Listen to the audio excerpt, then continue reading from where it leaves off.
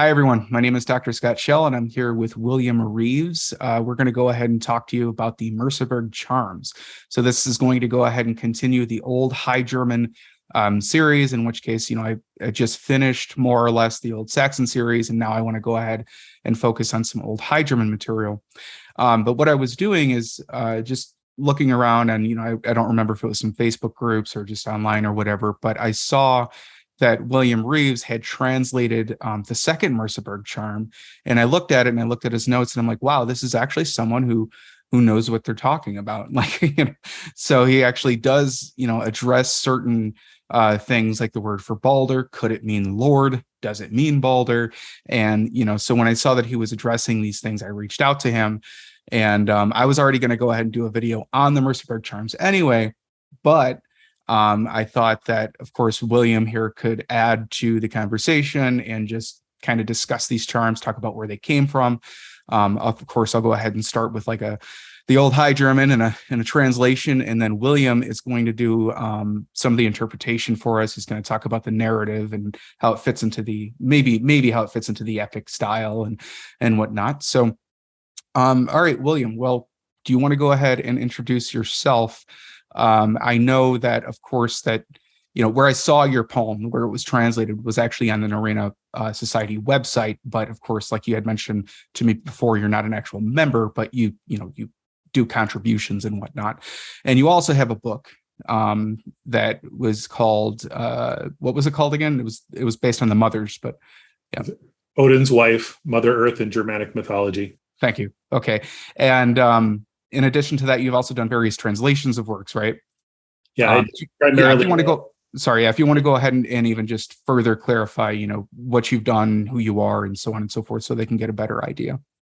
Sure. I've primarily translated works by Swedish author Viktor Rydberg, and specifically Rydberg's Our Fathers Godsaga, which is available for sale if people are interested. Awesome. Yeah, I'll go ahead and put a link in the video description below, so they can go ahead and check that out. You've also been involved with GermanicMythology.com, right? Yeah, I'm the webmaster of it, actually. Okay. When did you start that website? Personally, because I was doing translations and all, and I got tired of looking around the internet for various sources. So I just gathered them all in one place, and it just sort of grew exponentially. So okay. I built it as an online library of text translations and scholarship. And it's not complete by any means, but it's a useful resource to researchers if they want to use it. Definitely. I actually wholeheartedly agree. So I told William, before we started this, that I had a little story to tell him about that website. So here it goes. I used to teach at UC Berkeley. And when I would teach there, it was, I taught various things. I taught German, but one of the classes was Germanic myth and religion. And my students, like all freshmen and sophomores, like they don't want to actually, most of them don't actually want to do the work. Okay. Like I was a freshman before I get it. So what they do is they're like, you know what? I'm not going to read the Poetic Edda. I am not going to, read these articles that Scott's giving me. I'm going to go to Google. And so I always warn them, how to research. It's like, you need to be really careful with how you research and what you're citing. Just because it's on the internet doesn't mean it's true. But one of my students quoted GermanicMythology.com, and I was like, you can't do this. At first I was like, you can't do this. What are you doing? Read the stories. And but then I went to your site and I saw that everything was actually cited. And I'm like, oh my gosh, all right, this is actually a source that I'm okay with. And so, but of course, I encouraged my students to cite primary materials. But what was great is that when they went to your site, they could find the primary source materials and go back to the primary source materials. And so it actually was super helpful for them. So that's my story on that. I'm glad to be of help, actually. Good to hear it. All right, so let's go ahead and get into the Merseburg charms. So the charms in question, we're going to actually be talking about two. We're going to be talking about the first and the second. They're dated to the 9th century. There are some authors, though, who claim that they are actually written in a 10th century hand. So these charms are actually pretty old. The weird thing about this, though, is that it's actually recorded on a blank page in a sort of like theological text, right? That was found in the cathedral library in Merseburg. and it's kind of strange. But this is also the same text where you even find the Frankish baptismal vow. So it kind of makes you wonder what the heck was going on with this text in general, because even though it was mostly theological, you do have some other weird things in there, like the old Frankish baptismal vow, and of course these two charms. Mm-hmm. So both of these charms are actually in alliterative verse, or they're in traditional Germanic alliterative verse, and they do mention three deities, specifically Odin, Balder, maybe Balder, and then Frigg, right? Not Freya. We'll get into that, when we talk about the translation, or at least anyway, we'll get into that when we talk about the translation. But the big thing here for me on my side of things is this Old High German, right? So many of my viewers, they'll say it's Old High German because we constantly refer to it as Old High German. And, just to be upfront, it is Old High German, but people might say the Old High German form of Odin's name is Wotan. And if you look at the spelling in the Merseburg charm, specifically the second one, it's actually spelled with a D and it's Wodan. So I want to clear that up too. Is it Old High German, or is it Old Saxon, or is it something in between? And so that was one thing that I wanted to go ahead and zero in on the dialect. But let's go ahead and just jump into the first charm. So we'll go ahead and jump into the first charm here. I'll go ahead and read the Old High German, give a translation, and then if you're comfortable with that, William, we'll just go ahead and talk about some interpretations back and forth. Erisasen idisisasen Herra duolder, summa hat hepteren, summa heri letzuren, summa kloberen, kunja widi, en springt haptbunden, and thar fianden. Those last two words are actually a little difficult for me to look at and pronounce because, as you'll see on the screen here, it's actually spelled very differently than how I just said it. Anyway, so this is my quick translation here, and we can go ahead and talk about it, interpretation and whatnot. So we have once Disir, or noble women, were sitting here and there. Some bound an enemy, some hindered or slowed down the army, some picked at or around the bonds, spring out or escape from the bonds, escape or possibly even drive out from the enemies, or drive out the enemies. So I get once here from Eris. That's the very first word there. It could actually even be read as Eines, in which case, for my German speakers out there, with the phrase Eines Tages, that means once upon a time.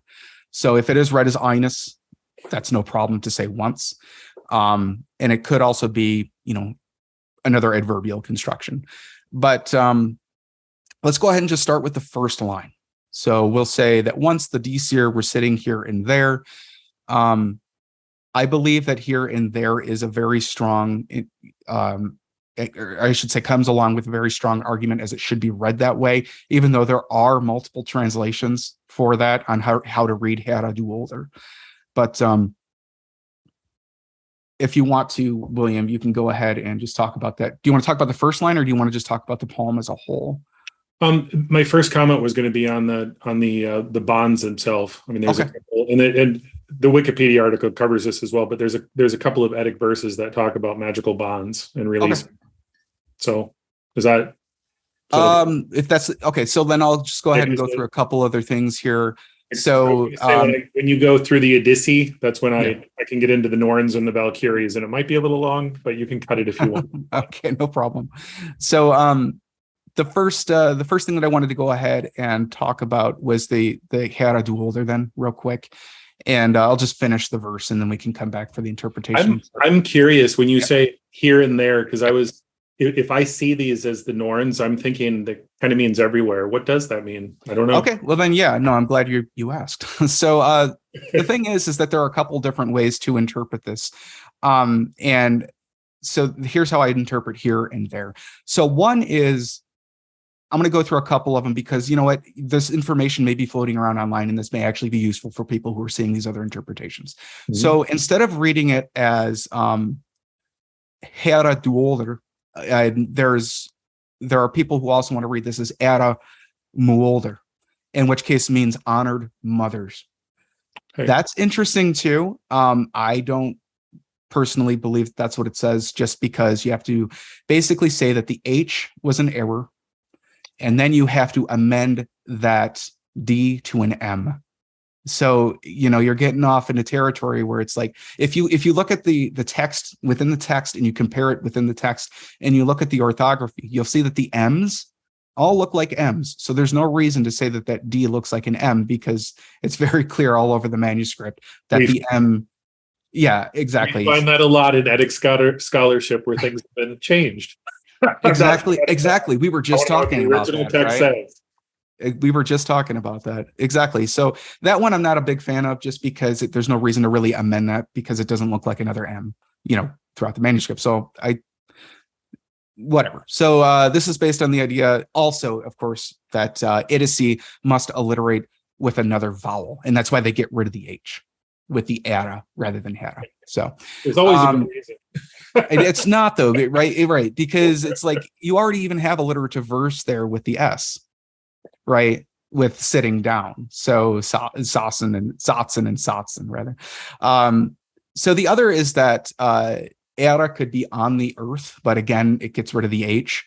So what I actually, getting back to why I believe here and there, is because if you separate dual there, so what it actually is it's easier just to relate this to Old Saxon. So the first half of the word there is dual, and it's related to Old Saxon tho. So TH and long O, in which case we would expect that form in Old High German. And the der there is actually related to Old Saxon thar. And so what happens in Old Saxon is that the TH remains TH, but in Old High German, that TH becomes a D. And so we can expect those Old High German forms. And that's actually all that means, is two words that kind of mean like here and there. Or actually, it's more like here as in Hedda, and then there, because the tho actually means then, and then the der means there, So it's literally, let me just give you a real clean translation of the first line there. So it's once noble women or Disir were sitting here, then there.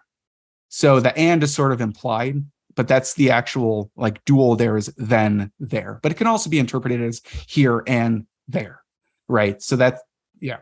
Idiomatically, what does that indicate to you? What does that mean? That I think you're right with the Norns being everywhere in this. They're here and then they're there, on the field or however it is that you want to interpret it. But they're here and they're over there on the sides behind the army. But yeah, they're just present everywhere. So these are supernatural women, not just some noble women. I think that's what you would say. And I definitely agree with you. Yeah. If they're not the Norns, which I think you can make an argument that they are the Norns, they are at least female ancestors, at least that's my take on it. But I can't rule that out. So I've heard that interpreted. Okay. All right. The word disser we find associated with the Valkyries, and the Valkyries we can associate directly with the Norns. So that's definitely. That's why I think it's totally valid.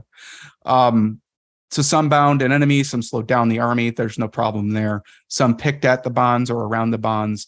I don't think there's a problem there, but we're going to come back to that because you want to talk about the bonds. And the entspring is usually translated as escape, but it's literally to spring out of. So to literally spring out of the bonds, to break them. And then escape from the enemies. So I'll say one quick thing about the escape from the enemies. You'll see that the second word for escape there is INUAR. It should be like INTFUAR. And that's not really I'm not amending anything there. It's just that the INT is actually not a problem. You see the T's drop off all the time for that prefix. But the UAR, it's actually FUAR, because the UU, or even just U in general, is sometimes written as F. That's why it threw me off there in the beginning when I was trying to read it. I was like, yes, it must be pronounced like an F. And it's related to modern German entführen, which means to like actually kidnap. So, all right. Well, that's pretty much all ahead for that. You wanted to go ahead and talk about some other stuff regarding the bonds and Yeah, I just in the typical references for this in the Eddic poems, you've got at least two references to supernatural bonds. The first one is in Havamal 149, where Odin sings a charm, and he says that if men put bonds on my limbs, I can chant so that the fetters spring off my feet, chains off my hands, and I can walk away. That's a loose translation of it. sure. And then in Grogaldr 10, the Volva Grow, who her son raises from the grave, she sings protective chants over him. She says, in case fetters restrain your arms and legs, then shall Leifnir's flames be sung over your leg, and your arms be liberated, your feet be unfettered. And then in Locusina 37, Freyr is described by Tyr as being the best of the bold riders in Asgard. It doesn't actually use the term Asgard, but it's close. Okay. I think it's implying that it's like in the courts of the Aesir, in the guards of the Aesir. At the very last line says that he looses every man from captivity. And people don't typically see Freyr as a warrior, but we do know from Skaldskapar's there's a list of horses there that he has a horse named Bloody Hoof, and he is famous for losing his sword, and that he personally fights Surt at Ragnarok. So he definitely has warrior attributes. Yeah. Yeah, most definitely. As far as I'm actually, when he lost his sword, of course, he lost his sword because of Gerther, right? Mm-hmm. So, yeah. Gave it away as a bride price for Gerther. Yeah. It cost him his life. All right. No, I can definitely, I appreciate that, actually, all those extra references, because it's putting it more into a mythological context again for us. So thank you. Did you want to talk about the Disir real quick? I don't know if it'll be quick. All right. Well, give us all you got. In regard to the Disir, the strongest connections that I could find, and I researched this kind of on the fly last night because it's not something I ever really looked into, but since you wanted to talk about it, I thought, okay, who are the Disir?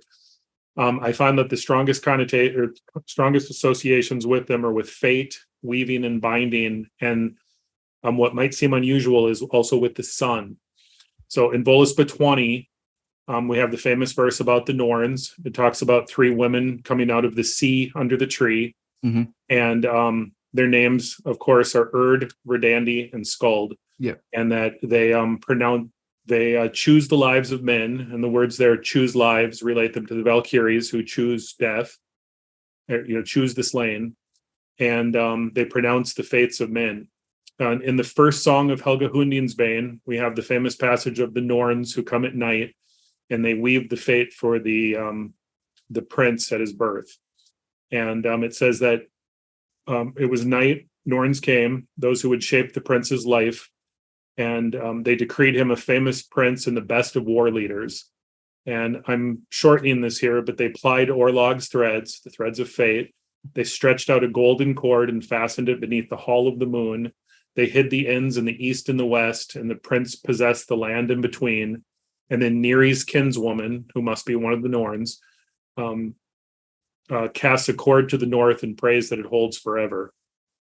What a lot of people don't typically realize, and I don't recall ever really reading this in mainstream scholarly books, is that in Voluspa 29 in the Codex Regius manuscript, and it usually appears around verse 32 in the combined version of Voluspa, Skuld, the youngest Norn, is listed foremost among the Valkyries. So we have a direct association in the poem Voluspa, in the Codex Regius version, of the Valkyries and the Norns. And that verse, and I'm truncating it again, says that she saw Valkyries coming from far and wide, ready to ride. Skuld held a shield, so she's mentioned first, and then it mentions, I don't know, about six other, well, I'll just read it. It's Skoguld another, Gunnar, Hildur, Gondel, and Gerskogul, Herion's women, so Odin's women, allied up, Valkyries ready to ride over the earth. In the first song of Gudrun, verse 19, the Valkyries are called Herion's Disser, Odin's Disser. Yeah. So we have that direct reference to the Valkyries, the Disses, and a direct connection with the Norns. And this may seem long, but it ties a bunch of stuff together. So if it becomes cumbersome, let me know. And I don't know how to pronounce the names of these poems, so feel free to correct me. But in the Skaldic poem, it's Dardard. Darather Leoth. Yeah, Darather Leoth. From Nald's Saga. It's normally Sometimes it's translated as the lay of darts, but I don't think that's what it means. I believe darter is a person. So we see a group of Valkyries there, and they're weaving a web of war. They use human entrails to form the warp and weave of their loom. They use swords and an arrow as their weaving tools, and men's heads as their weights. Their 6 Valkyries are named, including Hildur and Gondel in Voluspa 29 that I just mentioned. So you have another direct reference to now Valkyries that are weaving. In Fafnir's Maul 12 and 14, we find that there's a great number of Norns. We're told that some are of the Aesir, some are of the Elfur, which are the elves, and some are Dvalin's daughters. These help people in need and bring forth children from mothers. In the heroic poems, these are often characterized as southern girls, southern Disser. In Volundr Kvitta, the first 2 verses, we find 3 swan maidens associated with the famous myth Volund and his brothers, who are called wise elves and elf princes in the poem. And there it says that these girls flew from the south to fulfill Orlog. They rested on a seashore, the southern women, and spun precious linen. So just like the Norns, they're 3 in number. They sit by a sea, and they're associated with fate. In the second verse, one is named Swanhild, Swanvit, Swan White, and says that she wore swan's plumage. In regard to the name Swan White, we find that Snorri says that swans swim in Urd's well, and that everything that's touched by the mud or the ore of her well turns white as the inner lining of an eggshell. So we have a direct reference to the name Swan White. That's yeah. I mean, those are some definitely powerful examples. I was just thinking too that, with as far as the swans are concerned, actually they're not swans, but they put on swan costumes, I guess you would say. But either way, they're obviously associated with swans, right? So yeah, you're definitely right there. Fly from the south. So we're gonna what I'm trying to do here is establish a semantic field where you've got Isser, the south, the sun, and not so much swans, but you have this semantic field of these women who are associated with fate, associated with the south, and with the sun specifically. So, and it goes across several poems. This is what I mean by epic mythology. When we compare the Eddic poems to themselves and don't try to use Snorri's Edda to explain it, we find a whole lot more, and a lot of these obscure references in the poem start to become clear. So Snorri is the first interpreter of the poems. He's the first scholar, is how I look at it. Yeah, no, of course, he's not a primary source. Yeah, we can't assume he's correct. And a lot of people do use him as a primary source, though. They say they don't, but whenever there's an obscure passage, they turn to Snorri to explain it. My feeling is we should turn to other poems and look for similar imagery. So in the first Helgi Hundin's saga, song again, in verses 15 and 16, after a battle, which is characterized by it talks about Odin's wolves running, and there's another reference to Odin in the previous verses. So it's a battle. Lightning flashes and a light shines from above, and a group of women appear with mail coats drenched in blood, holding spears. So they're obviously Valkyries, and they're referred to as Southern Disser again. That's really interesting. Yeah, I never really focused on the Southern aspect very much. I mean, I know about Odin's women and everything, but it never really jumped out to me, I guess, as something significant. But it clearly is. I mean, with all these, connections that you're making. So how can we sort of tie this back to the first charm then? Well, we have these Disser, and they're tying bonds, and it looks like they're doing it in battle, because the associations we find are bonds in battle. So we find these maidens. These obviously are Valkyries in the poem, the Helga poems, and they're referred to as Southern Disses. And then again, we find a reference to it in verse 51 of the second Helgi poem, where Sigrun is called a Diss of the Skjoldings.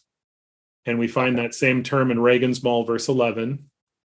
And in Helgi Hundin's Bane 2, again in verse 45, when Helgi returns from Valhalla to spend one night with Sigyn in the grave mound, she's referred to as a sun-bright Southern girl. So there you have that reference to the sun again.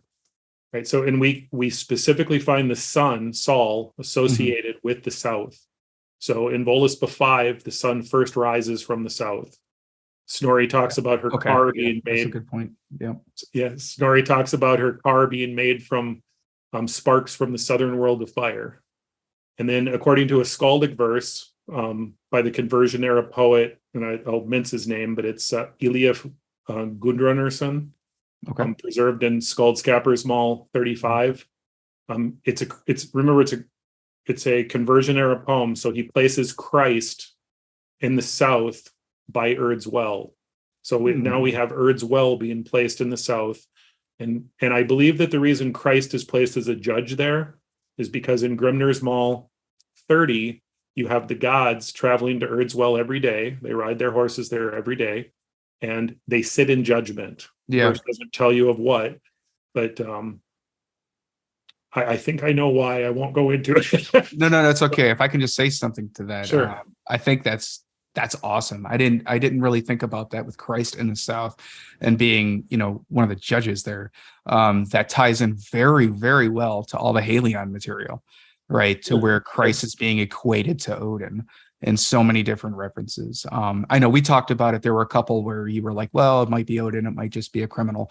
But there are very clear. Oh, no. I don't think I said that. Oh, I thought you said because we were talking about Odin on the cross, and I think you said that it could just be I see what you mean now. Yeah. Instead of it just being like a representation of Odin, it might just be because they practiced that regularly with criminals, right? That's when you would put them on the gallows. The rope specifically, because the concept of a man nailed to a cross would have been foreign, so they would have tried. Right. I see what you're saying. Didn't have to be Odin specifically. But there are many, many other examples throughout the Helion where Christ, for example, teaches the runes. And the runes is actually the Lord's Prayer. And so my point, though, instead of going off into this other direction, my point is just that with Christ being a judge in the South, I'm not surprised, but I'm actually really intrigued to hear that because of the blending of cultures there, the blending of the religion, and you see that again, like I said, in the Helion all over the place. So yeah, in my opinion, with the Helion and even with this, the Germanic people are trying to explain Christian concepts by relating it to something familiar. Yeah. You don't see a court of the dead in our current interpretation of Norse mythology because Snorri doesn't tell us there is one. Right. I believe that there was a court of the dead, just like all Indo-European mythologies have. Yeah. And it seems to be at Urd's Well. And I have reasons for it, which I won't go into. It's a separate discussion. But let's see if I can pick up here again. So Christ is at Urd's Well. Christ is a judge at the second coming. He doesn't judge all the dead when they die. He judges everyone at once or is part of the judgment in the second coming of Christ. Mm-hmm. In Norse mythology, we're told that all men come to hell, and we find this thingstead of the gods at Urd's Well. And Odin specifically listens to the testimonies of men by Urd's Well and have them all 110. So Odin, I believe, is acting as a judge there. We're told that the gods judge at Urd's Well in Grimner's Mall 29 and 30. We're just not told what they judge. Yeah. So I don't want to go into that greatly, but I'd love to have a side discussion with you on that. Yeah, no, let's continue that at another point. So, exactly. Yeah. So in the Song of the Sun, Solar Yolth 51, Solar Yolth, which is another conversion era poem in verse 51, a dead man is said to sit on Norn seats for 9 days. And in the same verse, he talks about a giantess's sun shining grimly through the clouds and the dismal darkness. Mm-hmm. So there's something that's luminous there. He's comparing to the son of a giantess while he's sitting on the seats of the Norns. So we have another reference to the Norns and the sun again. All right. So that actually, because you asked me about Synthgunt and the interpretation, I think you're going to like it because it ties her to the sun. Good. So, yeah. Well, it's her sister. But so it's okay. We'll get there. We'll get into it. All right. I don't have much more to go. Go ahead. Run through a couple more references. Sure thing. Yep. And then in Solar Lioth, is that how you say it? Yep. In verses 38 and 39, it talks about hell's ropes binding the dead tightly. So again, we have references to the dead being bound. Yeah. And even though they strive to break them, they're unable to get free. And then verse 38, he specifically says that Hell's maids, Hell's women surround him. Okay. Yeah. I don't Yeah. believe Yeah. that Hel is Loki's daughter, but again, that's another side discussion. She is the Okay. goddess of death, and Urd is the one who determines when people are born and when they die. Mm-hmm. All right. So in Grimner's Maul 29, we're told that that the holy waters in Urd's well glow. And I believe that her well is the closest one to the southern world of fire. So it seems to have, I think this is what it means when it's talking about the sun. Remember, the sun, Sol, also descends into the lower world every night. Yeah. So she seems to be specifically associated with Urd's well in the south. That makes sense too. Yeah. And you also find that reference all over, not even just Greek myth, but Greek philosophical, I can speak. All right. Greek philosophical thought. There we go.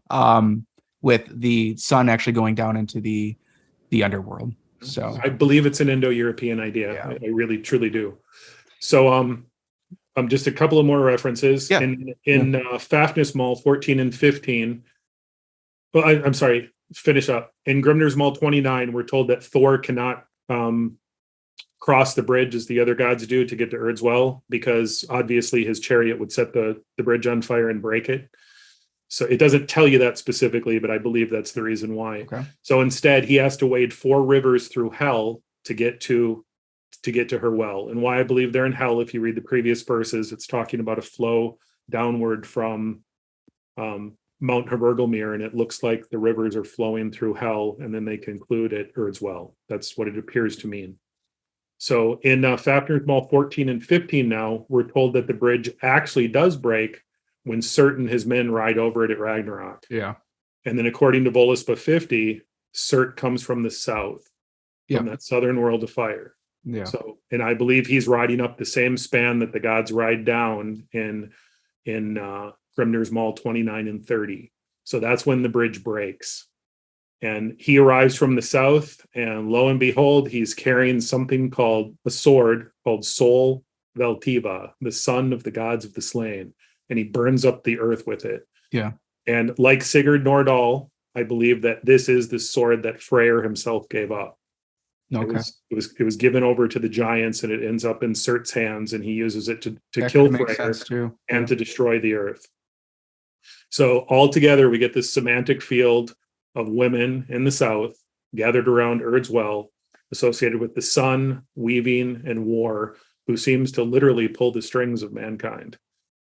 And I really think that is the best way to explain the Disser in the first. Yeah, no, I really appreciate all that, because again, instead of going back to the first charm, instead of us looking at the first charm as just something that's sort of exterior and independent of these myths, you're able, when you're talking about all these things, you're able to sort of situate it back into a mythic context. So, can I tell you, I'll be dead honest with you. Yeah, sure. I have not seriously looked at the first Merseburg charm because I didn't see much there. It Sure. seems to be a reference to the Valkyries of the Disser. Yeah. Last night, within the last few days, when you told me that you wanted to examine that charm more closely and have me comment on it, Mm-hmm. I took the word Disser, researched it, and this is what I came up with. That's Yeah. epic. That's the epic method. Just picking words and finding where you find the same word and same imagery. And what I believe it was Peter Schott. He talks about a semantic field. That's that where sounds like something Peter the same ideas. Yeah. And I from my association with Norröna Society, they spoke to a Volva from Iceland.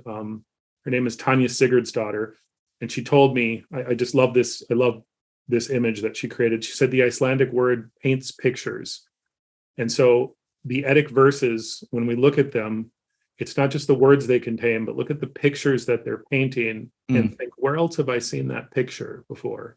And you can start to relate concepts and things, and more than likely it's a related concept, even though the words may not be the same. And Peter Schott talks about that.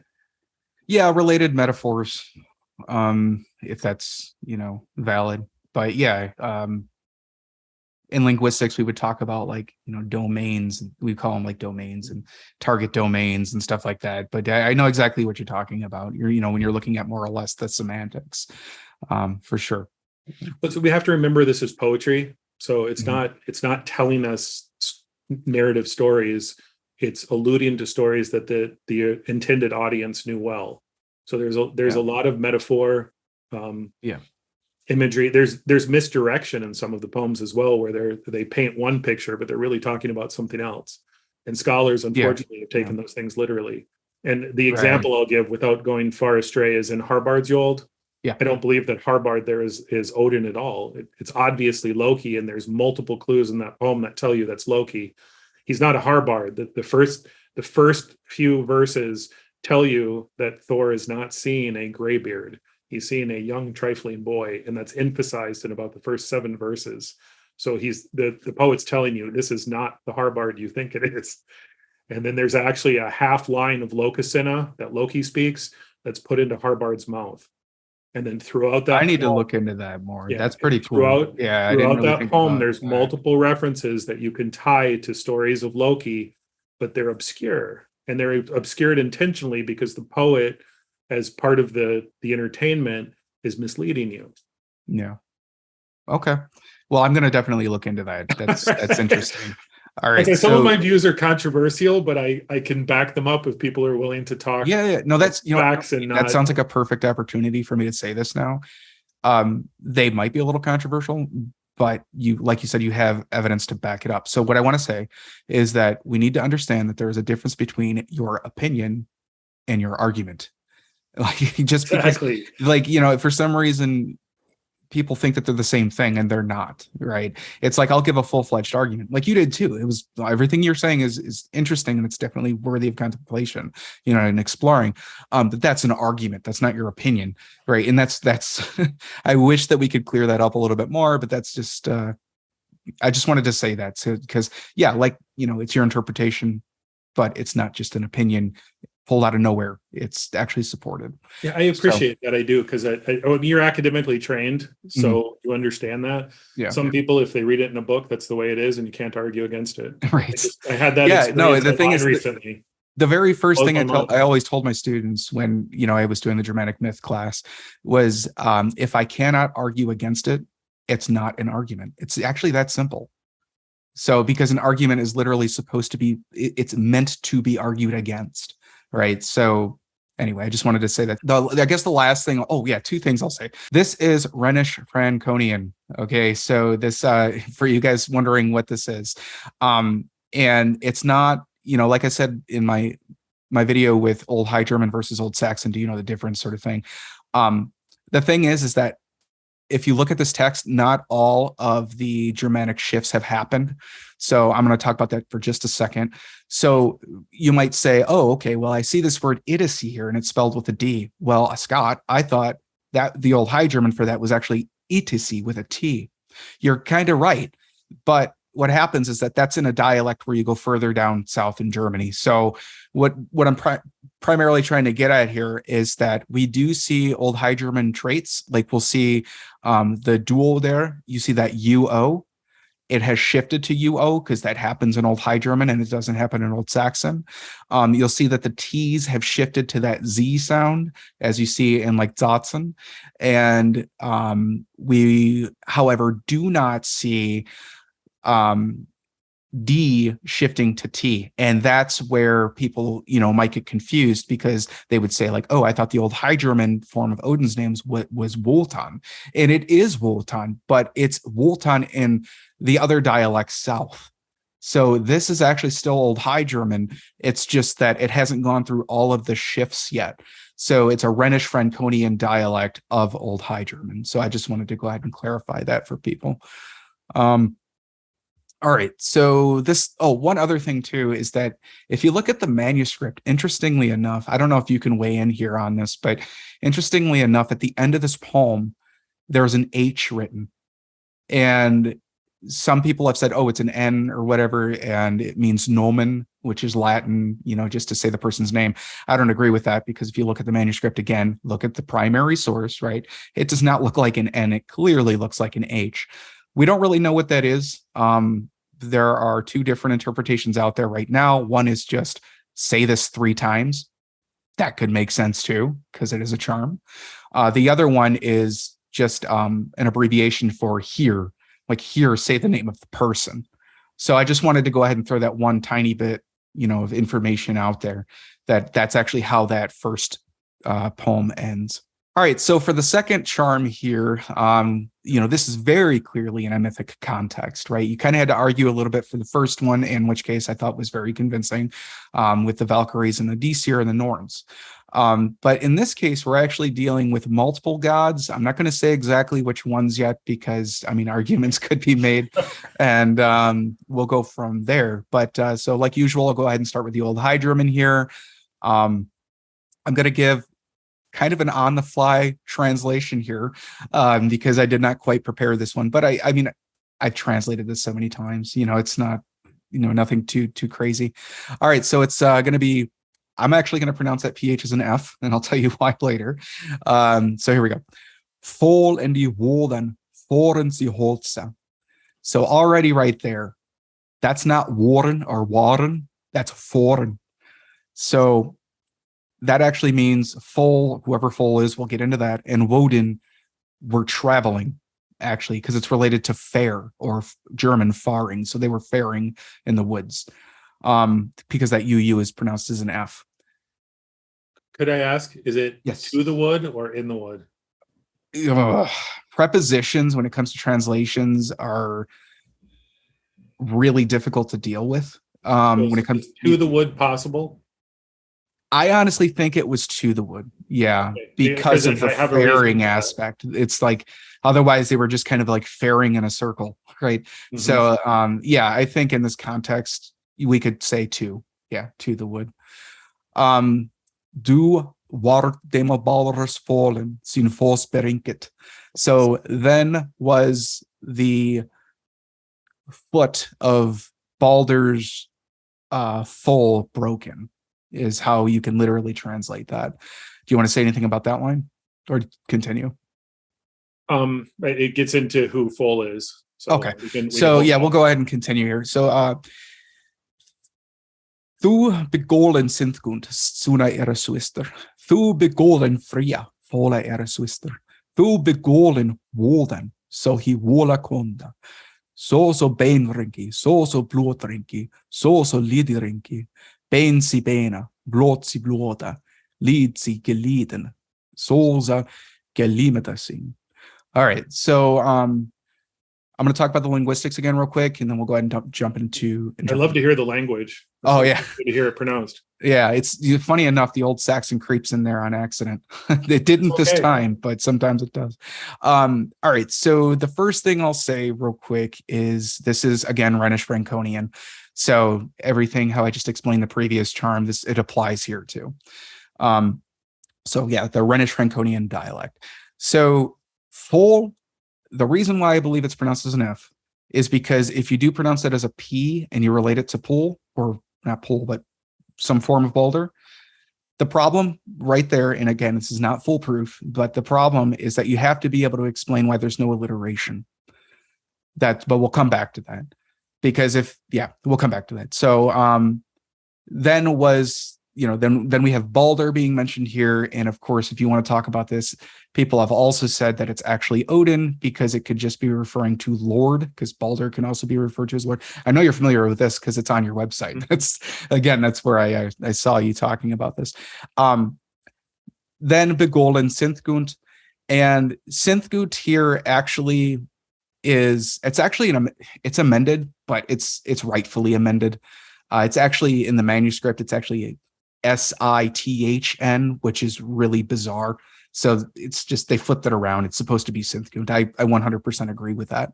Right. So Synthgund could actually mean, if it's related to Synth, it could mean path or journey. And then Gund could mean war. And not just me, but Bostock here also argues for that being an aspect of the sun, some sort of path, or some sort of path war, or journey war, but it's also in the context with the sun too. So we can, if you want to shed light on that, we can talk about that. I'm dependent on translators for that. I can't. No problem. Well, we can. Does night have anything to do with the name, like she who battles? So you said that you saw that from, I think you said it was Sophus Buga. right? I actually, when I looked a little more, I think I have some notes on it, but I mean, there's multiple translations of the name. But Yeah, there's multiple typically read- translations. That's not, like I said, that's more of an argument that could be made for why it's like that. But we don't know. It's not like this is it. It's just another interpretation. Etymology is not my forte. Sure. Yep. But there is something really, really important that I want to talk about for just a second. So as I want to put this into a better context for magic for people. So we have Frigg mentioned here. The Freya here is not Freya as much as it does sound like Freya. It's etymologically connected to Frigg. And then we have Fola and Woden. But the thing is that to relate this magically to magic for people, I have seen translations of this poem just floating around where it says something like, and then Sinthgund discussed it. And then, Freya discussed this thing, right? It's like, what are they discussing? But the thing is that this is why, to me, language is really important, because it's actually begolen. We're going to just look at goal in there. B doesn't really matter. The BI, that's just a prefix. But what is important here is that the goal in there is actually directly related to Icelandic Galla and Galder. So they're actually chanting. So it's not just discussing. This is completely put into a magical context. So they're literally performing a Galder. They're singing, right? So that's really, really important semantically, because if you remove that from the poem, talking about, with the semantic field and everything that you were talking about previously, if you do remove that from the poem and you say they discuss it, that completely changes the context. It's no longer in this sort of like ritualistic Galder performing context now. So I just wanted to bring it up real quick. And then that's as far as the dialect is concerned, like I said, it's Rhenish Franconian, but you do see that T shifting to Z, like in Zbena. In Old Saxon, that would actually be, that Z would be a T, like to the bone. And then you see that unshifted D as you see in Woden. And so I don't even think I gave a complete full translation. so here we go. I'll go ahead and give the complete full I have one in front of me if you see me looking on the screen. Sure. Well, I got it here. It's fine. But I'm going to go ahead and give the complete translation, and then we'll talk about some of the things I've discussed as far as it being this god or that god or whatever. And we'll go ahead and. Could I just note, since you talked about Galder? Yeah, of course. About Heliand, I believe that's why Christ is chanting Galder and using runes, is because that was the form of magic. And in the Bible, Christ, or God in the beginning, speaks things into existence. Yeah. And Christ prays things. So I think that's a German translation of magic. It's spoken, it's chanted. And that's totally. And if you look at the Old Saxon, I mean, there are so many alterations to the Helion where it's like, and then Christ used words to make something come into existence. So it's actually all over the place in the Helion. Yeah. So translation real quick, and then we'll go ahead and talk about some other nuanced ideas here. So Fol in Woden. All right. So I'm going to say Fol for the sake of arguing. Why not? I'm going to say Fol and Woden were faring to the woods. We'll say two. Then the foot of Baldur's horse or foal was broken, and then chanted Sinthgund. The sister possibly, this is where it gets a little weird, because it could actually mean Suna or a sister, which is probably the sister of Sinthgund. So we'll just leave it at that if you agree with that. Okay, so, but we'll come back to it. So then chanted then chanted Frigg, Fola, the sister of Fola, and then chanted Woden as well as he could. And then we have literally bone wrench to blood wrench, like limb wrench or sprain, bone to bone, blood to blood, limb to limb. So may they be literally like glued together or healed. So that's what I have. And that actually totally makes sense to me. If you have anything different. Okay. Very close to what I have. And I'm just using a standard translation. I can't translate like you can. So okay. Yeah, no problem. So but you have all kinds of other skills. So I've just studied mythology for a long time, and I love the epic. I don't know how else to say for it. Sure. Yeah. It's fascinating. Do you want to go ahead and talk about this then, or I'm curious to hear what your take is on this. Well, I do believe that Balder refers to Fol and not Odin. Odin comes to cure the horse last, so why would he let everyone else do it if it were his horse? Okay. Synthgood is the one on scene first, so logically she would be riding with Fol, who I believe is Balder, and so likely it's his wife Nana, so just under another name. Well, Balder is meaning Lord. From what I gather from my studies, that it's not attested anywhere else besides this poem. Is that true? It actually, I believe it is attested, but it does primarily mean like bold. You're right. I don't know if there's any sort of clear indication where it's meant for Lord, though. So did you want to go ahead and read what Simic wrote there? What's that? Simic's quote actually will be of help. He doesn't actually say it's not. I cut out that part if he did. I truncated a lot of this after you told me I was going to present. I'm like, okay. So Rudolf, let's see. So some scholars obviously have argued that Balder there refers to Lord. And I don't believe that it's referring to Odin just because he arrives last on the scene to heal the horse. So I don't believe that it's referring to Odin's horse. Otherwise, he would have just healed it first. He wouldn't have let the women come in and try to heal it, logically. Okay. So Rudolf Simic, in his Dictionary of Northern Mythology from 1984, states that this is difficult to prove that Balder refers to Lord. He says this is difficult to prove, and therefore the second Merseburg charm should continue to be regarded as the first recording of the name Balder. In 2001, John Lindau, in his Handbook of Norse Mythology, agrees with this, stating that, I'll mince the name, but Frigg there, the Old High German equivalent of Frigg, participates in the curing of Balder's horse. So at least two scholars agree that this is a reference to Balder. And it really shouldn't surprise us, because here we have Balder's father and mother, and Fola, who we know is associated with Frigg. Snorri says she's a handmaid of Frigg. The other alternative is to take Fol as half of a male-female duo, Fola and Vola. That's another one of the scholarly arguments. So logically, in this context, Fol is just an alternate name of Balder, and we see this in other verses, like in the one I can think of offhand is Voluspa. It's usually around 53 in the combined version of the manuscripts, where it talks about Hlin's second grief is when Odin goes to meet the wolf, and then at the end it speaks of Frigg's Angen shall fall. So it's calling Frigg Hlin and Frigg in the same verse. And that's not unusual in Norse mythology to find one god called by two names in the same verse. It's just part of the poetics. Yeah, for sure. That's pretty common. So Balder, I see no reason that Fol should not refer to Balder. And then we have evidence in Germany and in Denmark that links Balder to the name Fol. Maybe. What is it? Let me get there. All right. All right. Let me see where it starts here. I have some notes.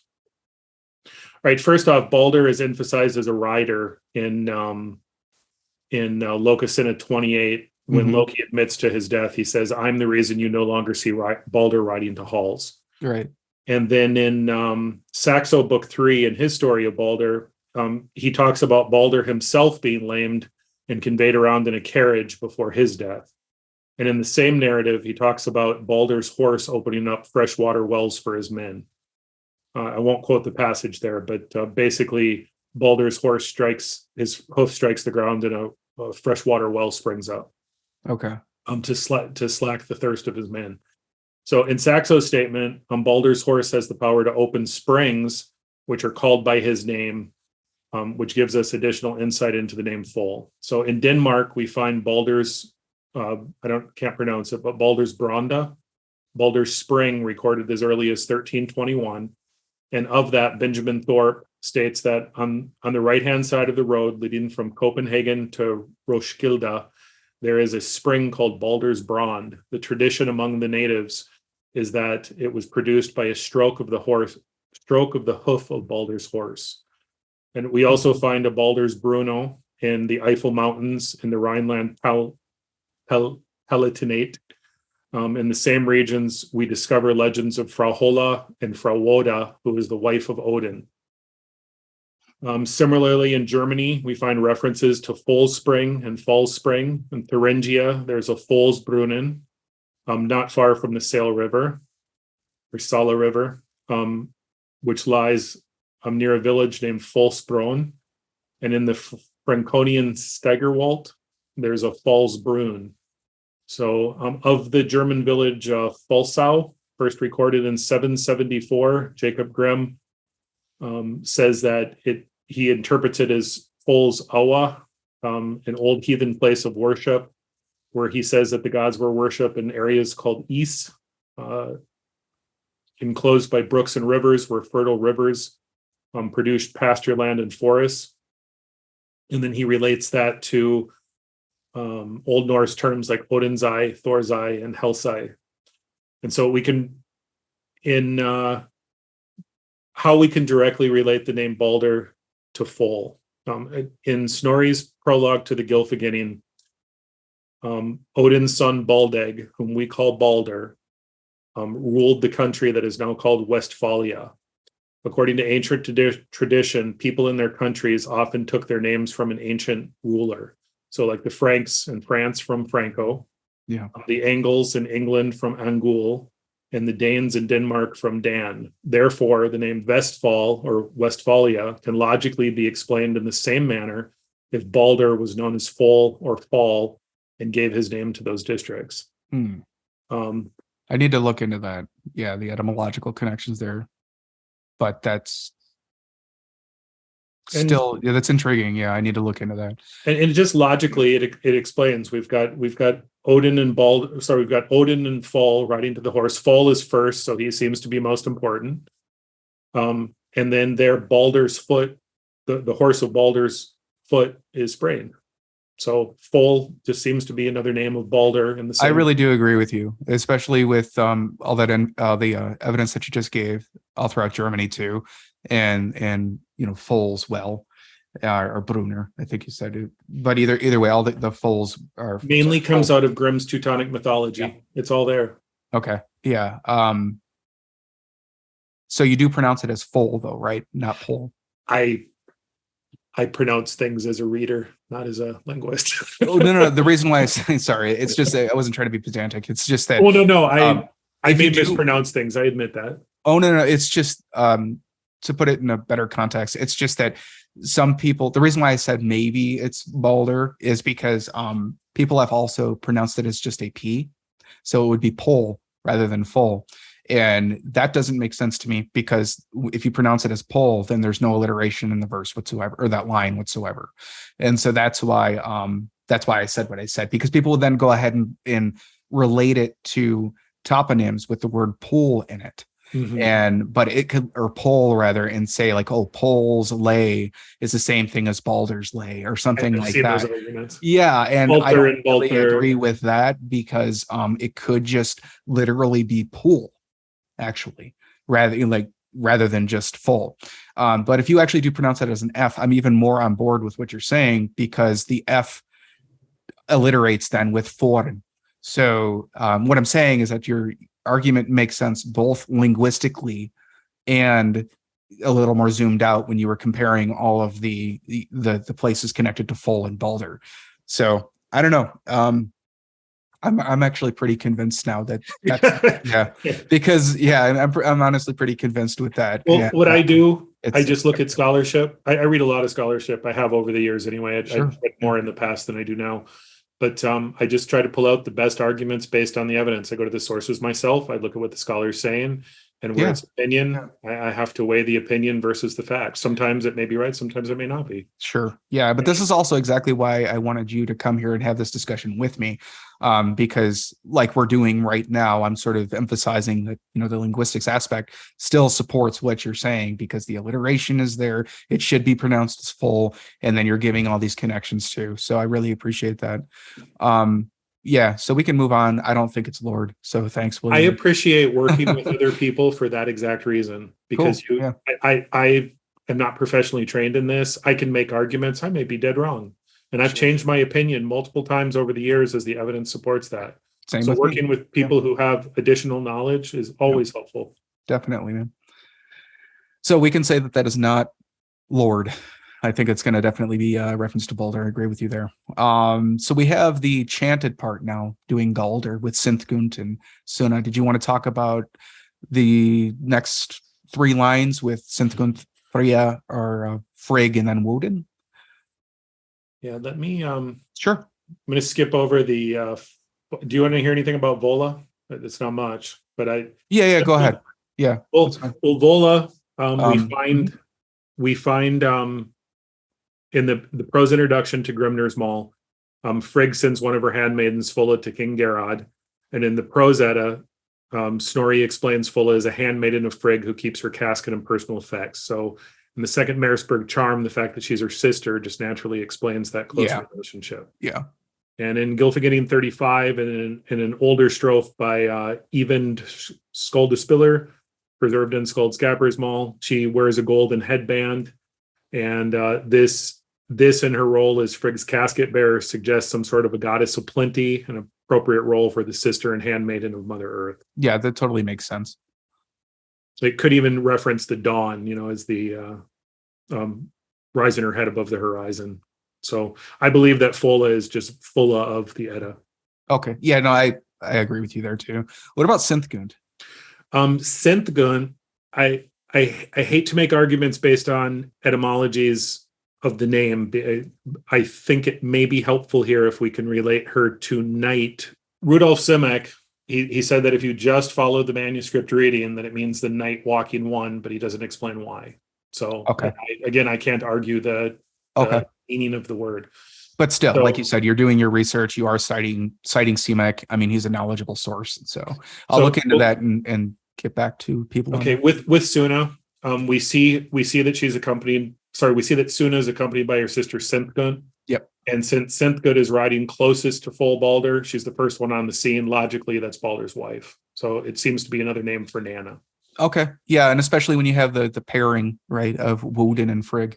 Yeah. So Nanna looks to be a sister of a sun goddess. Doesn't necessarily mean Saul.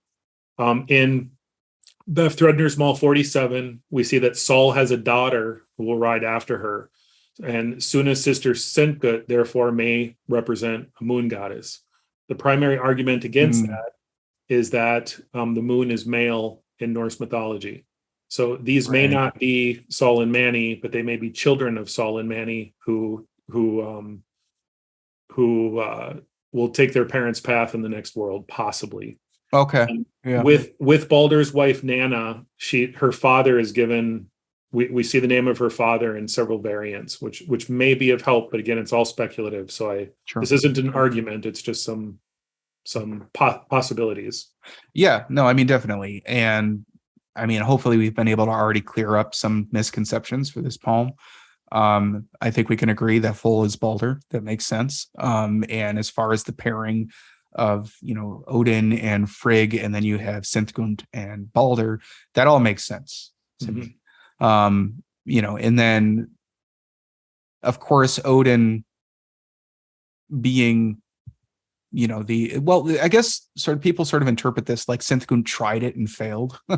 And then Freya, we'll just say Freya tried this and failed at the spell, and then Woden came along and did this, and then it worked. He's the father of Galder. Of course, yeah, but yeah. And I did say earlier that they're literally doing Galder. They're literally what I think is happening. I think the horse has been harmed magically. I think it's a spell. Okay. So I don't think it's an accident. I think it was a spell cast on his horse. Okay. Yep, that could make sense. When we look at it from an epic perspective, Loki, and there's a female version of Loki named Arboda or Angerboda, who I believe is Golvig Hathor. Right?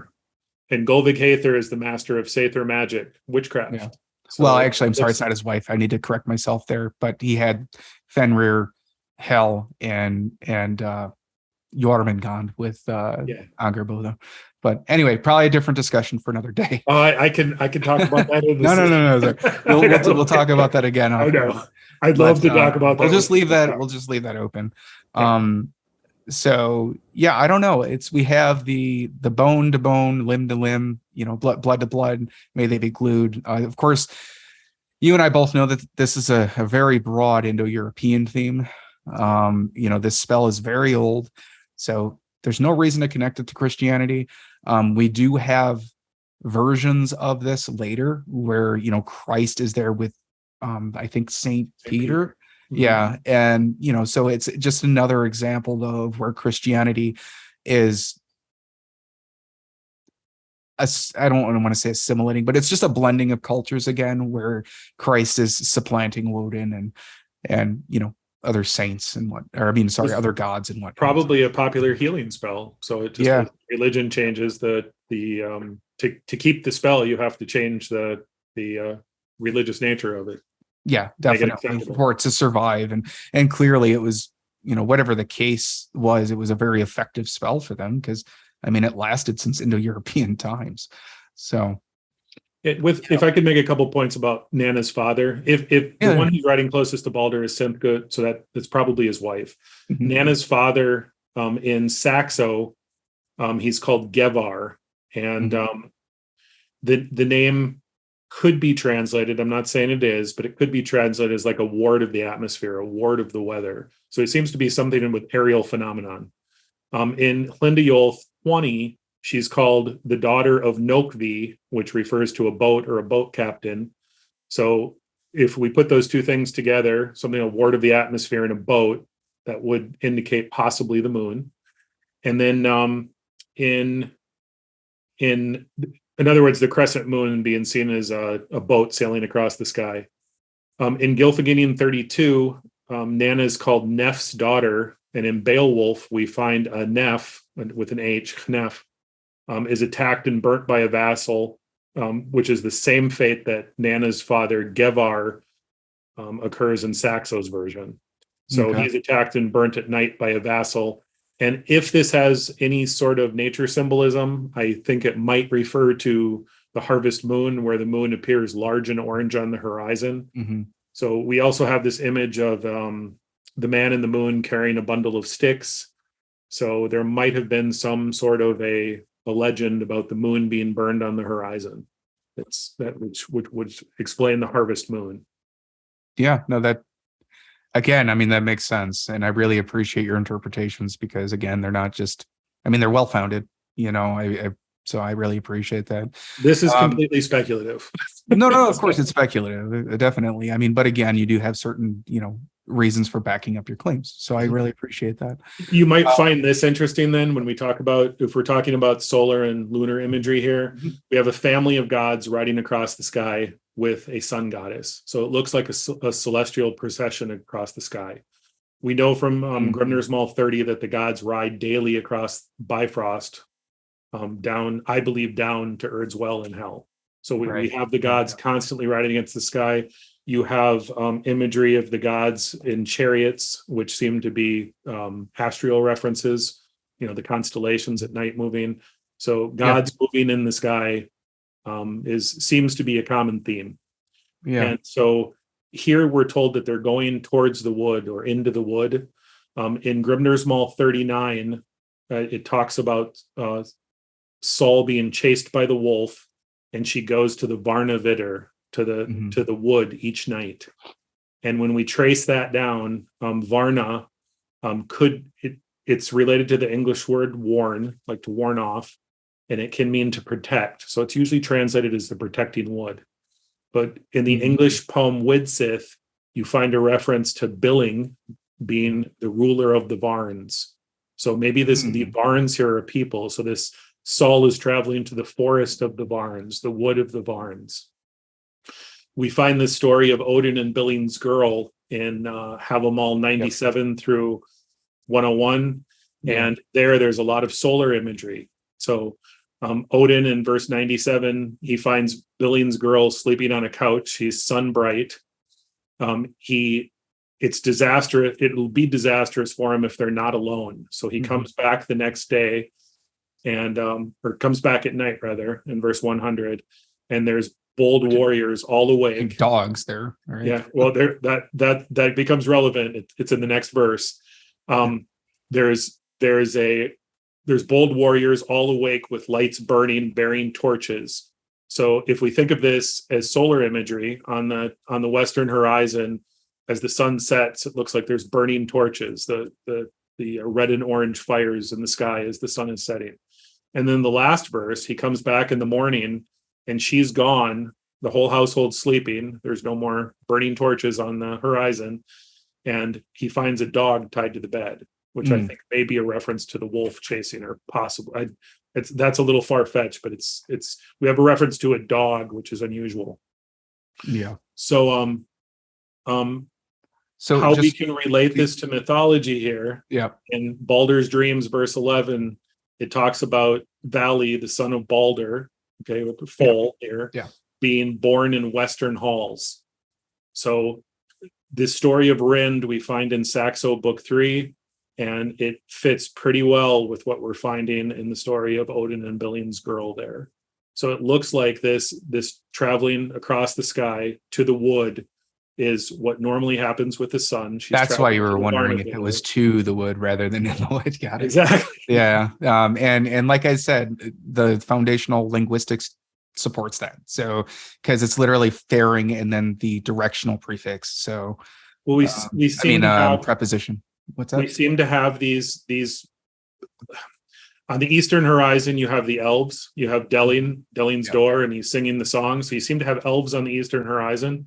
And on the western horizon, you also seem to have guardians. As the sun is entering the lower world, she has guardians there that fend off the wolf, so preventing the wolf from entering the lower world. And I was just thinking too, with Frigg, by the way, of course, she's associated with constellations, right? I mean, we see that. Orion's belt. Yeah, exactly. So, again, even, if anybody's wondering what Frigg could be doing in this context too, I mean, the arguments could be made. But she's definitely more of like a celestial goddess, associated with natural movements too. Well, I believe she's the queen of heaven, but her hall is in Fensaler, the halls of the Marne. Yeah. She commands all earthly things to do her son no harm. See the map behind me? Yeah. I think that Frigg is the Earth Mother, and I think Odin and Frigg are the Indo-European Earth Mother and Sky Father, and always have been. Yeah. You had mentioned that before too. The map behind me here. This is what convinced me. It's Erica Timm's 2002. It's Erica Timm of the University of Trier, and she wrote a book on Frau Holla. It's the only complete study of Frau Holla I think that's ever been published, and she created this map where she maps. You said Trier, so it's in German? Yeah. Okay. The book is in German. Yeah. So she created this map, and it pinpoints in color the various names of Frau Holla. She's considered one figure across the region, and she's known by many names, just like Odin is. So in the south, in Bavaria, and in the Alpine region, in the blue area, she's Frau Perkt and Frau Bert. Yeah. And she's Frau Holla in this region. If I can, just real quick. Sure. Perst and Berst, those words are related. They do sound like they're related, but I just wanted to say that too. They're the same word. So, which also plays into the fold and boulder argument with the P and the B. So they usually relate to P and the. Bolter and Bolter. The thing is that it's Berst is literally bright, right? And it devoices to a P the further south you go. So that's what I mean. They're actually related words that way. Yeah, they're the exact same word actually. Nice. I think they're epithets of Odin's wife Frigg. I do. Okay. So in the red here, I don't know if you can see my pointer. I'll quit using it. In the red area, those are the legends of Frau Holla. Yep. They extend far west. Okay. And Merseburg is where the number 7 is there, just above my shoulder. That's and so this charm was actually, from my research, it was found in Fulda, which is in Hesse. Yeah. And Hesse is where you also find Donner's oak, it's the oak of Jove, but it's usually identified as Thor's oak. So we have another child of the earth there. Yeah. Thor. We have this charm found there, which mentions Balder, Frigg, and Odin. Yeah. And Fulla. So, and then just north of there in the green, and also extending far over westward, those names are Herka and Urka. which seem to be related to the name Ursi in the Anglo-Saxon acrobat, which is another earth goddess among the Angles. There's a problem with that word meaning earth, but we can talk about that off I camera. don't believe it's earth. Oh, you don't? Okay. Ursi. Oh, okay. I've heard people, translate it as I have earth. too. It's not. There are problems with that? But I believe it's a name of the Earth Mother. And here in Germany, in the green, in the map behind me, it's Urka or Herka, and I don't know how to pronounce the names, so I might be pronouncing them wrong. And then when you get into the yellow, the further north you go, she's called Frau Goda, Frau Woda, Frau Godin, Frau Woden, which is Mrs. Odin. Yep. And again, that W and G are related. So it's kind of strange because of W and G, you would think, oh, that those don't sound like they're related, but they actually are. It's linguistically related. So when Odin first appears, depends on the dialect. When Odin first appears in the saga of the Lombards, he's Godin and she's Freya. So it's totally and exactly, and in that dialect, that W basically becomes a G. So and then in this dark purple area, kind of above my head here, and then there's another smaller area within the green. And then all the way over, I don't know if it's visible, but in Belgium there's a Frau Freka. The dark purple areas are attestations of the name Frau Freka, which is obviously Freka. And when you look at the temple at Uppsala, you've got three gods there. You've got Odin, Thor, and Freyr, and then a male god named Freko, which is a masculine version of Freka. Yeah, no, that's true. Okay, and remember Freyr's mother? Njord had a son by his sister, and they usually relate her to Nerthus. The Nerthus legends are just north of here. 7 nations across Northern Europe worship Nerthus, including the Angli, who have Ursa, which relates to the green Herka. And then you've got the Lombards mentioned in there as well. So real quick, just to clear it up for some people. So we do have Njordr, right, in the Old Norse sources as the masculine god. But as you were saying, there's never a mention as far as, well, we'll just say that Nerthus is the female version of Njord. So considered to be. It's controversial. But if we just take it at face value, Tacitus in the 1st century is talking about an earth goddess named Nerthus, which we can relate to the name Njord. And she's worshipped by 7 northern nations, including the Angli and the Longobards. In the first history of the Lombards, we have a story of Odin and his wife, and she, through what she does, the Lombards get their name. And Paulus Deaconus, says that it's a silly fable told by the old men among their tribe, who are now Christian when he's writing. So this is a very ancient legend among them. And the Lombard used to be called the Winili, and they got their name because Frigg had their women appear on the battlefield and fight, or Odin saw them first on the horizon.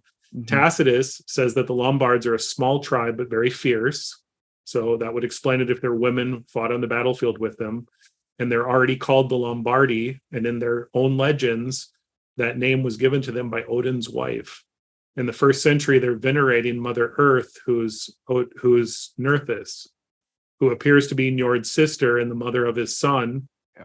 Okay, and here in the temple of Uppsala, you've got Freko, a masculine god who has got a masculine version of the name Frigga. Okay, go back to Voluspa 52. Flynn's second grief is when Odin goes to fight the wolf, and Beli's bright bane, which is Freyr, goes to fight Surt. Then Frigg's Engen, which is a word based on, it means a sweet scent.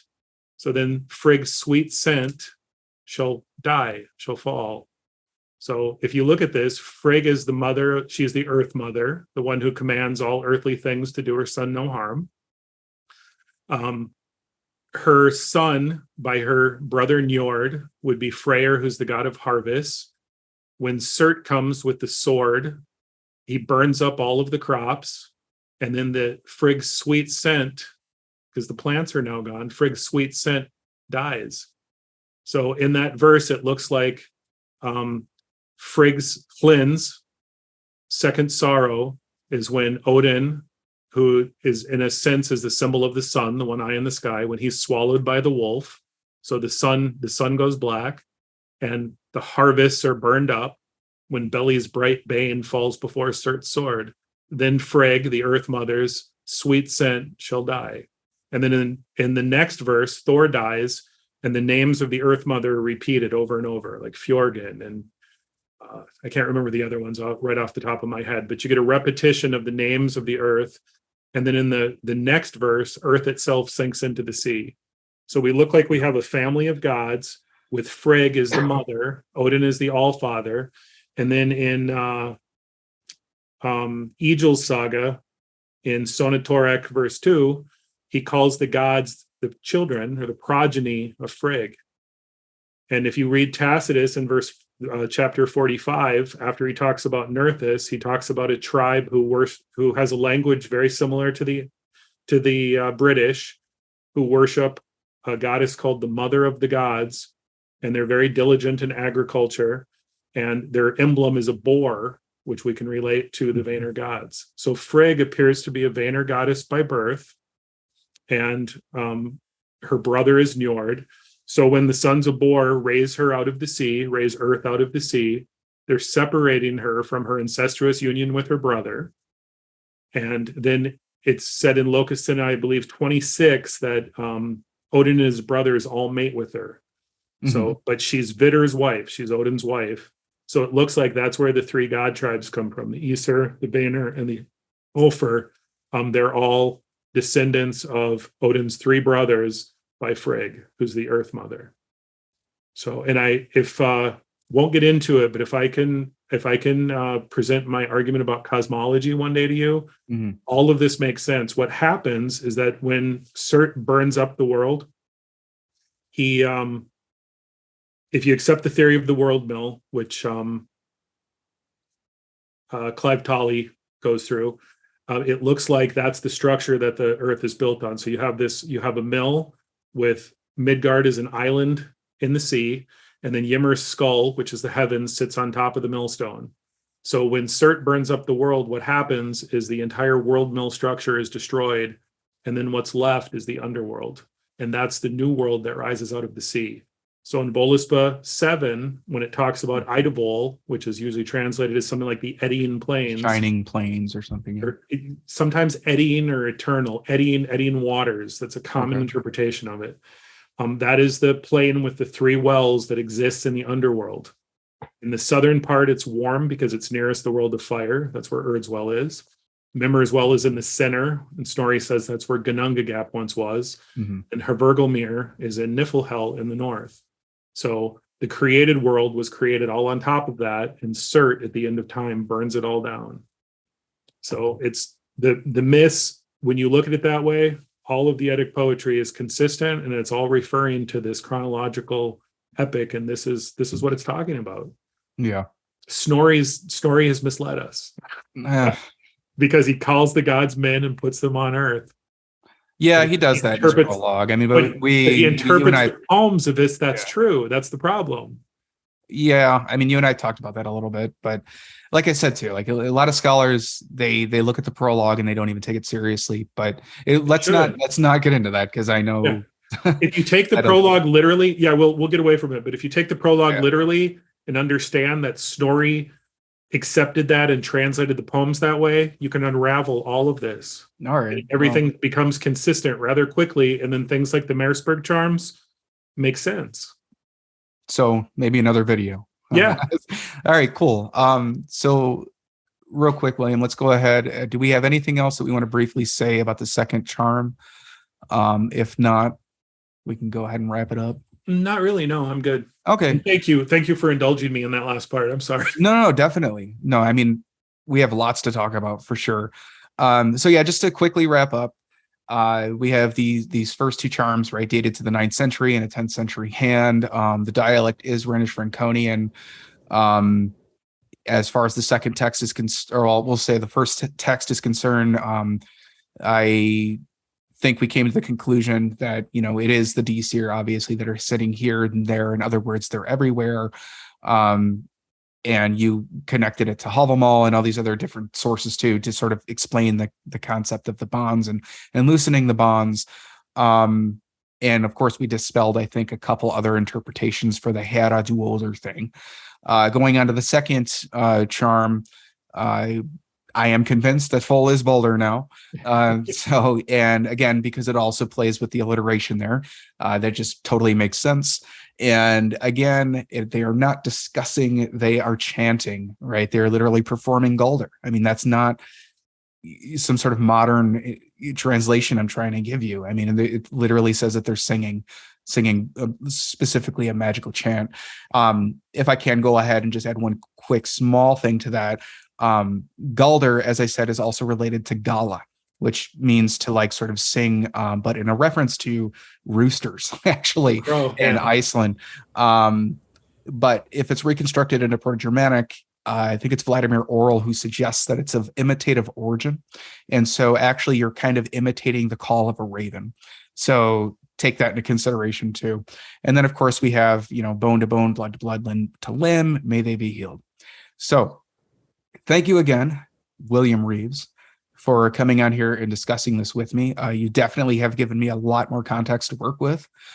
So I really appreciate that. And hopefully we can go ahead and do another video soon, maybe on cosmology. Sure. Just let me know.